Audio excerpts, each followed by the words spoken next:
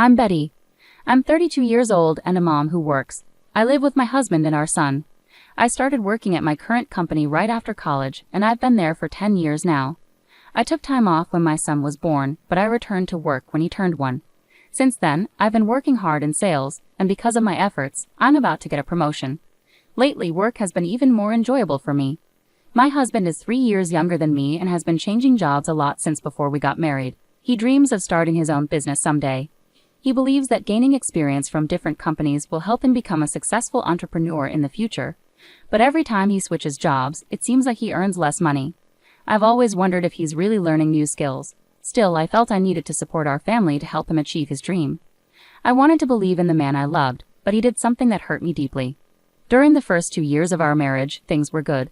Despite his job changes causing some instability, we enjoyed dreaming together about our future. We talked about building our own house and traveling abroad once his business took off. But after our son was born, everything shifted.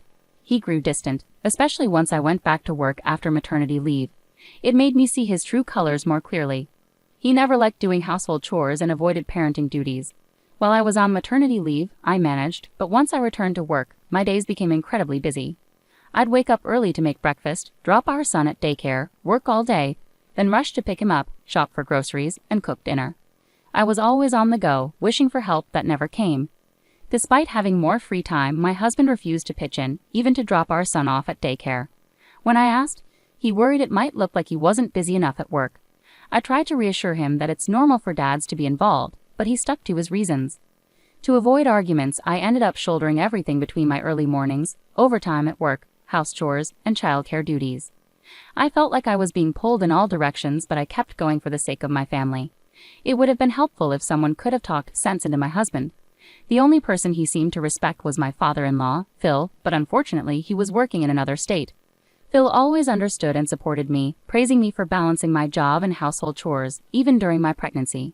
However, shortly after our son was born, Phil was transferred far away, leaving his wife, Mill, at their home. Unlike Phil, Mill was more lenient with her son and always took his side, offering little help to me. As someone who had been a housewife for a long time, Mill seemed to disapprove of me continuing to work after having a child.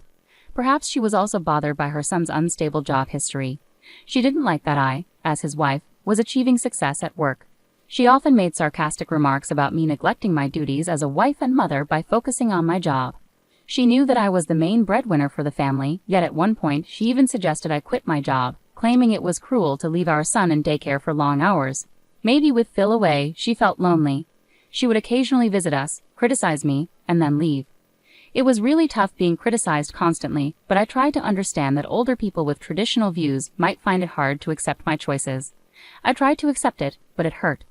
What hurt even more was that my husband seemed to resent my success at work. When I got a raise because of my hard work, his response was just an indifferent, okay.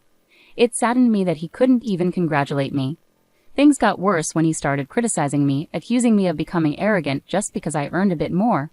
Both he and my mother-in-law kept finding faults with me. I began questioning why I was putting in so much effort every day and even started regretting marrying him. To add to my worries, my husband started coming home later and later from his factory job, sometimes not until late at night. He was supposed to finish work at a specific time, but he often had excuses for being late. Whenever I asked why, he'd get defensive, so I stopped pressing him. But his strange behavior made me suspicious. Then one evening my mother-in-law unexpectedly showed up at our house, as she often did without notice. That day had been particularly exhausting for me after a busy day preparing for my son's field day, working overtime, and getting up early to make lunches. All I wanted was to rest early for an important business meeting the next morning. My son was already in bed by the time she arrived, but her presence meant I couldn't just go to sleep. Feeling obligated, I dragged myself to the kitchen to make coffee for my mother-in-law. Suddenly my husband grabbed my arm, surprising me. He offered to do it himself, which was rare because he usually left all the household chores to me, no matter how tired I was from work. I thought he was just showing off in front of my mother-in-law, pretending to be helpful. I tried to ignore him and continue, but he held onto my arm firmly and insisted that I sit and rest, possibly guiding me to the couch. I felt stuck. If I let him make the coffee, my mother-in-law might criticize me for bossing him around. However, to my surprise, even she told me to relax and let him do it, smiling at me. While I talked with her, my husband went to the kitchen and started making coffee. I couldn't shake the feeling that something was off. It was unusual for both of them to be so kind suddenly. What was going on today? As I wondered, my husband brought over a tray of coffee cups with a smile and offered me one. I thanked him but kept watching him closely. He kept glancing at me, and even my mother-in-law seemed unusually restless. Something was definitely not right. As I lifted the cup to take a sip, I suddenly realized they were up to something. There was a hidden motive behind their sudden kindness, and I wasn't going to fall for it. I decided it was time to take action. All right, they better be prepared. I'm not holding back anymore. I held up the cup in front of me and paused just before drinking. Turning to my husband, I asked casually, "Do we have any cookies? Should we bring some out?" It was unusual for him to serve snacks to guests, but since he had insisted I relax, he would have to get the cookies. At first he seemed confused, but as expected he nodded and went to the kitchen to fetch them. My mother-in-law apologized and followed him to the kitchen. This was my chance. When my husband returned with the cookies, I finally took a sip of my coffee. My mother-in-law sat beside me and started drinking her coffee too. We chatted for a while, and I showed her a video of our son's field day. Throughout, both my husband and mother-in-law kept giving me odd looks. Despite their intense stares, I kept a straight face and continued sipping my coffee. Seeing my calm demeanor, my husband looked puzzled. Just when I thought things would settle down, something unexpected happened. My mother-in-law suddenly turned pale, stood up abruptly, and hurried out of the living room, clutching her stomach as she rushed towards the bathroom. As I thought to myself, I knew it, I glanced at my husband. He stood there, eyes wide with shock. Then he shot me a glare before rushing after my mother-in-law towards the bathroom. He banged on the door, shouting, "Mom, are you okay?" She was groaning inside, but her words were unclear. I could guess from her sounds, though. After a few minutes, my husband returned to the living room, leaving my mother-in-law in the bathroom. His face was pale, and he bit his lip nervously. I said to him, "Looks like you spiked my coffee, huh?" He shouted back, his eyes bulging, "So it was you all along?" I smirked. "Nope, it was you, right? I switched my coffee with your mother's because yours looked suspicious." "You're awful for suspecting me like that," he retorted. "Well, who's really the awful one here? I bet you put laxatives or something in there, didn't you?" There was some strange powder on the rim of the cup. It was too obvious. The situation with the white powder in the cup my husband gave me raised red flags.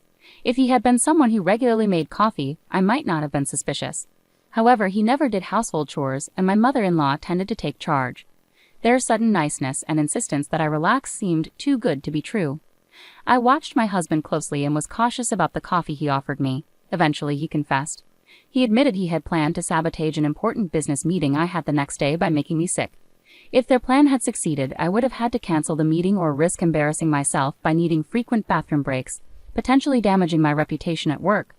Putting something in someone's drink is clearly wrong and could be considered a crime. Did they really dislike me so much that they would stoop to such a level? I started to feel sorry for them. My husband, now defiant, glared at me and threatened, "If anything happens to my mom, I'll sue you for damages." But I responded with a smirk, "What are you talking about? If anything, you should be compensating me. I've known all along about your deceit." My husband stood frozen, caught in his lies. Despite claiming to work late and being busy, he had ample free time. On his days off, he'd leave the family and spend time alone, glued to his phone when he was home. My suspicions grew, so I hired a detective agency, and the evidence they found confirmed my fears. He had been posing as single, meeting a young woman at a bar, and starting a relationship with her by lying about his future business plans. The girl, naive and fresh out of college, fell for his deception. When confronted, he tried to justify himself, claiming he wanted to boost his self-esteem by dating a younger woman. I could imagine him boasting about his future success. If he had so much time on his hands, he should have been putting more effort into his work. Maybe it was always unrealistic to expect my spoiled husband to start his own business. Seeing his pale face as his affair was exposed, I made a firm decision.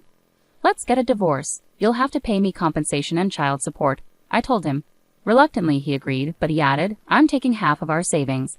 I know you've been secretly saving money." I chuckled inwardly, knowing better. There's no money of mine to take. Most of the savings are from before we were married, which isn't subject to division. He looked puzzled and argued, "That can't be right. Besides, you've been earning money lately." "The money I've earned recently has mostly gone towards our living expenses, with you contributing very little," I calmly explained. Hearing this, he looked defeated. "And just so you know, all the furniture and appliances in this house were purchased with my money. You won't be taking any of it. Also, since the house lease is in my name, you need to pack your things and leave as soon as possible." Turning to my mother-in-law, who had just come out of the bathroom looking worn out, I told her, "I'll be informing your husband about this." She pleaded with me not to, but I proceeded to call my father-in-law, Phil. As expected, he was furious and urged her to get a divorce. Realizing he had no financial gain in the divorce settlement, my husband seemed to grasp the seriousness of his situation. "I don't want us to break up. I can't live without you, Betty," he cried, even kneeling and begging. But apologies now couldn't undo how I felt. I hired a lawyer and successfully divorced him, securing a substantial amount in compensation and child support. With a low income, he struggled to pay the compensation, ending up in significant debt. But the consequences didn't end there. I reported to the police about the laxatives in my coffee, leading to both him and my mother-in-law being found guilty of assault. They received suspended sentences but now have criminal records. In the end, my husband's affair fell apart, and he ended up working tirelessly to repay his debts. My mother-in-law also got divorced, and now they live a financially strained life together. It's a fitting outcome for someone who tried to undermine me out of jealousy, the one who held our family together. As for me, I recently closed a very successful business deal and was promoted to sales team leader. I've moved out of the apartment I shared with my husband and rented a new condo. My son and I are happily living together now. Though my first marriage didn't work out, I'll continue working hard and focus on enjoying life. Take care, everyone.